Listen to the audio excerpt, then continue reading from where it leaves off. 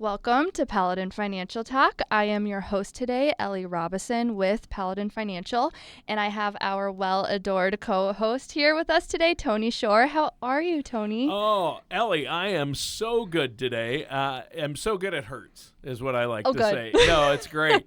It's great. I've been keeping busy, and, it's been getting a little more hot and humid out. I'm just glad we got some rain, but I've been trying to get things done around the house, been busy at work.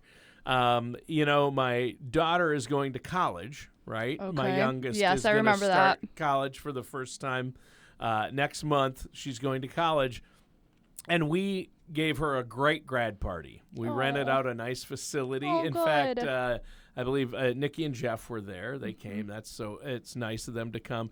But she had a great grad party. We had Acapulco Caterage. All her friends and family were there.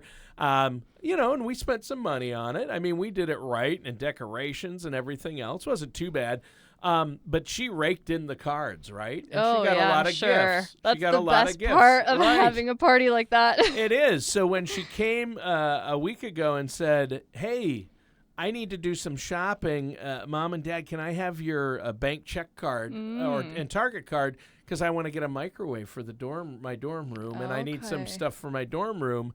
And I said, hey, you got all this money. You plenty.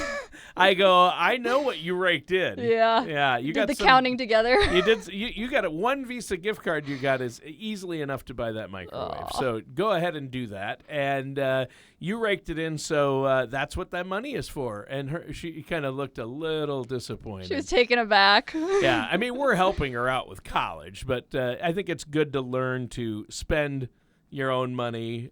She's starting to grow up. Absolutely. Yeah. This is the first step right here. She's 18. Might as well start learning what things cost, on her own a little bit more. But she's been good. I have to say, she's been good about everything she makes. We've made her put away half into savings. Good. And so she's got savings for college. So that's good. It really does start young when you build that relationship with money. You take it from your parents, and you learn a lot of things as you progress in life. And so I think it sounds like she's on a good track. Yeah. Based on your mentorship. Oh, thanks. Yeah. I can't take all the credit. Mostly her mom. So that's mostly my wife, Sarah. But tell us what we have for the show today. Yeah, absolutely. So we're continuing on our lifestyle series this summer, where this month of July we're focusing on just relationships in general, and so that's what we're focusing on. Last week, Jeff Quick, he talked about friendships and nurturing those. Yep. And then the week before that, Jeff Foley and his wife Nikki, I think they went into their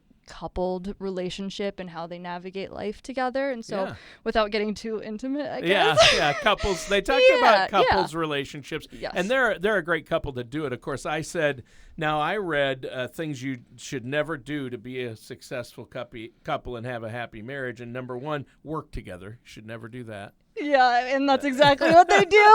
I was teasing them. I had to bring that up. They are such a good team. So they are, and they've done that for years and years. So for some people, it really works, and for them, they're kind of the exception to the rule. They are. I agree.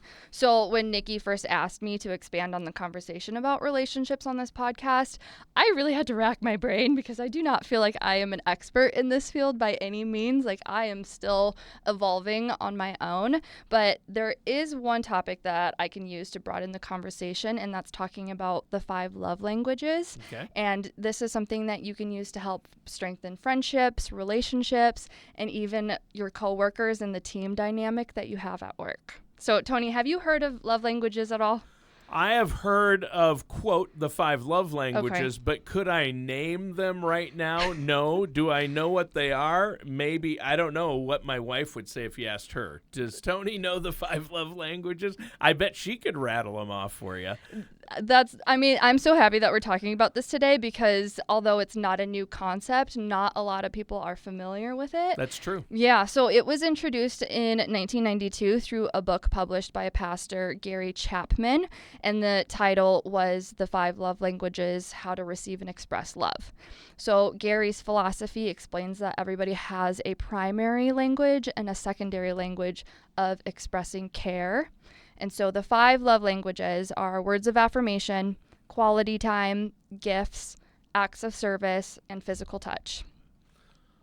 So although this was initially intended for romantic relationships more so, take note that this extends beyond romance, and I'll give some examples. So are you ready to dive in, Tony? I am, but I want to first clarify, because I used to live in Nashville and do radio promotions for artists, and I was Amy Grant's radio promoter. Okay. And at that time, she was married to Gary Chapman, who's on his own a fairly well-known songwriter and artist. However, I want to note for our listeners, this is not that the Gary same. Chapman. And like, trust me, Gary Chapman in Nashville is not writing a book on love languages. Oh boy. Yeah, he's I don't think he's an expert in that field, but just wanted to clarify. And if you looked at their pictures, if you Google Gary Chapman, you're going to get those two, 1 and 2, artist and author. Just don't flip them around. This is the author. So, yep. Well, what are the 5 love languages? Okay, again? So number 1, words of affirmation. Let's start with that one. So here at Paladin, we all took love language quizzes customized for a professional setting. We did this a couple months ago, actually, and about half of our office had words of affirmation as their primary love language. This simply means that these kind of people need to hear compliments and verbal acknowledgement of their hard work in order to feel valued. I think you're doing a great job, Ellie. Oh, thank you, Tony. You too. And so let me expand on this. Like, this is something that I don't personally relate to. Personally, words don't do anything for me. So that was sticks and stones may break my bones, but words will never hurt me. No, that's okay. Which basically means that I oftentimes forget that other people need to hear positive reinforcement. So that's something that I proactively have to think about when I am building my relationships with the people around me.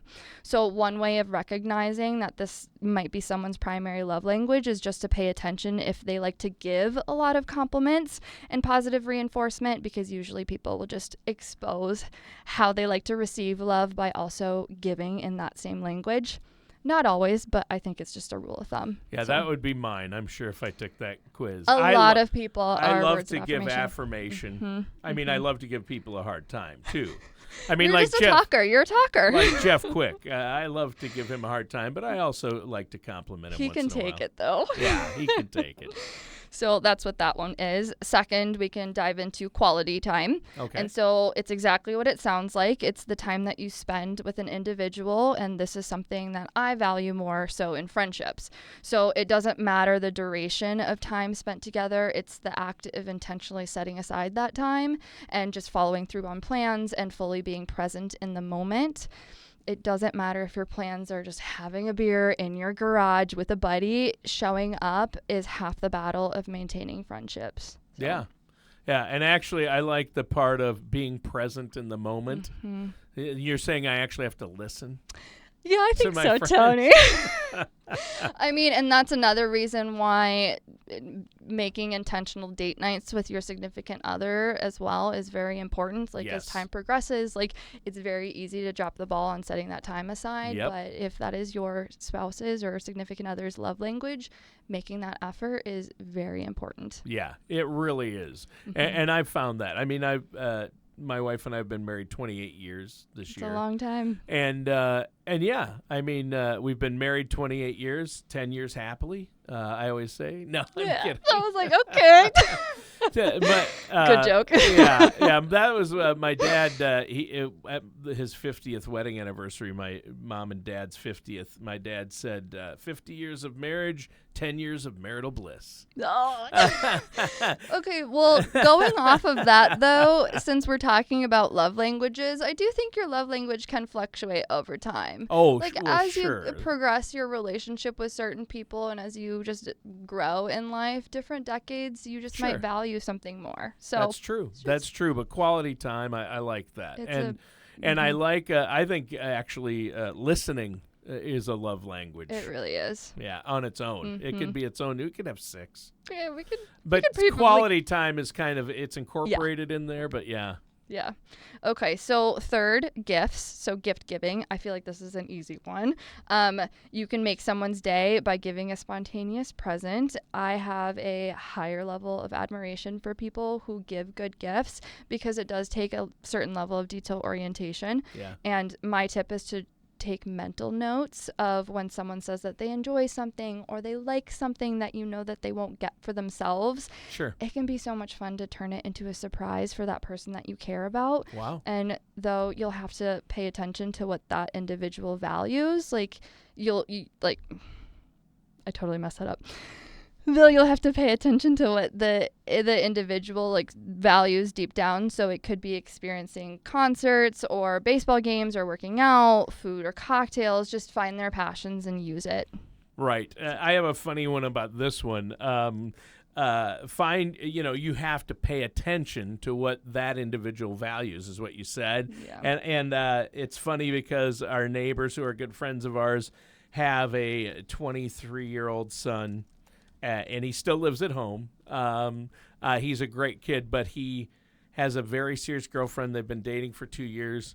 And for her, he's really into skateboarding, right? Okay. And for her birthday, or their anniversary, I think it was her birthday, he got her a skateboard. Oh. And I'm like, so does she skateboard? And his dad's standing there shaking his head. Nope. And he's like, no. His dad jumps in. No, she doesn't. Yikes. And I'm like, oh, Jack, we need to have a talk, right? That's a good learning experience for him, though. So he'll figure it out. But it turns out he had their picture like put on the back of on the bottom of the skateboard for her to hang on. It's for her to hang on their wall, so and there's decor. a picture of them.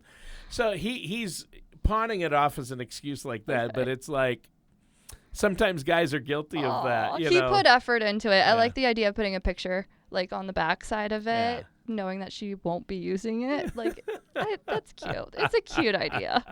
I just got a kick out of that. Yeah. So you gave her a skateboard, but she doesn't skateboard. What's number 4? So number 4, acts of service. Now, this one is interpreted as a helping behavior to help lessen workloads. I personally grew up in a household of this type of love language, so it comes easiest and most natural for me without even thinking twice.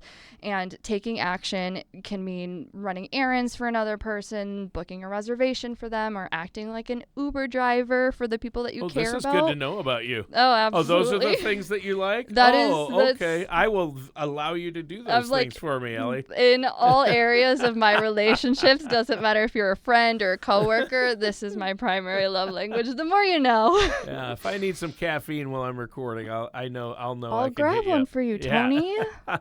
Okay. Well, we all live busy lives, so giving one less thing for someone to worry about, it can mean the world to someone. That is so true, and I think that's probably the third and fourth are really similar. I mean, some people say physical gifts we were talking about. Or buying tickets for a concert or a movie or a baseball game and taking your significant other or a friend to that as your love language. But acts of service, I think that is a gift, and that's a better gift because you're giving of yourself more. Yes. It's not just money. The other is just like, I spent money on you. Now, if it's something you're spending time as well, like a baseball game, that's good. But I love acts of service, and I never really thought about that. I did not know that was one of the love languages. But you're right. I like that point. Everybody's busy, and helping somebody have one less thing to worry about is huge, especially in this day and age. Yeah, I think. Absolutely. Yeah. Absolutely. So last language is physical touch. Again, this doesn't have to relate just to intimate relationships. Friends need hugs too. Yep. Okay. Yep. And Jeff Foley is huge on giving high fives and knucks in the office. Fist bumps. Yes, exactly. And although he claims it's not his primary love language, his actions say differently. Like we give him so much crap about it. It's like, no, you like giving high fives. Yep. And I had a friend in college. She would always touch my arm every time that we were dying laughing at something. And it was a habit that I eventually noticed and I intentionally picked up because that small touch really made me feel more connected to her as we progressed our relationship together, our friendship together. And so even though it was the tiniest gesture, it was something that I did notice at the end of the day and took it in my own way and started using it in my own relationships, friendships. I think that's great. Yeah, so although this one can be a fine line where people don't always like to be touched, you do need to, be mindful of people's bubbles and make sure that you build some type of relationship with them first before you start. Yes, you have to really know a person Yes. before Yes. that happens. Yes. Yeah, for sure. Well, wow. We went through all 5 love languages, and that wasn't nearly as painful as I thought it would be when you told me the topic for today, I know. Ellie. It was a little girly. That was good. That was good. You said that you guys in the office there at Paladin Financial took the love language test. I'm going to go out on a limb and say that wasn't Jeff Foley that had you take that. It was probably Nikki. It was definitely Nikki Foley. That was all her idea. Yeah, of course.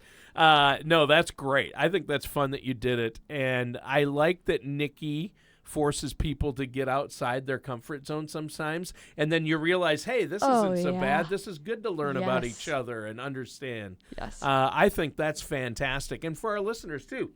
Take that love language test and figure it out. And people might be thinking, why are we talking about this on a financial show? But relationships, a lot of what we talk about here is retirement. And relationships in retirement and leading up to retirement are such an important part of it. Absolutely. Right? Absolutely. Yeah, I think that's huge. Well, what do we have coming up? Well, tune in next week because Nikki, she's going to bring on a special guest who is a licensed psychologist, and they are going to dive even deeper into the psychology side of relationships. So it should be a phenomenal Yeah, I might have to sit show. that one out. I don't want to be. It'll be a good learning experience for you, Tony. Those two analyzing me. Uh-oh. Well, listeners, please give us any feedback on any topics that you might be interested in learning more about. I hope to do a show someday and dive deeper on the psychology side of money and the relationship you might have with money going forward in life. And so shoot us an email if you have any ideas, info@financialpaladin.com. Or if you feel ready to sit down and have a complimentary consultation with us, you can give us a call at 651-842-8406 to schedule. All right. That sounds great. Ellie, great show. You put together a very interesting topic, and I hope our listeners enjoyed it. That does it for today's episode of Paladin Financial Talk with our host today, Ellie Robison. Thanks, Tony.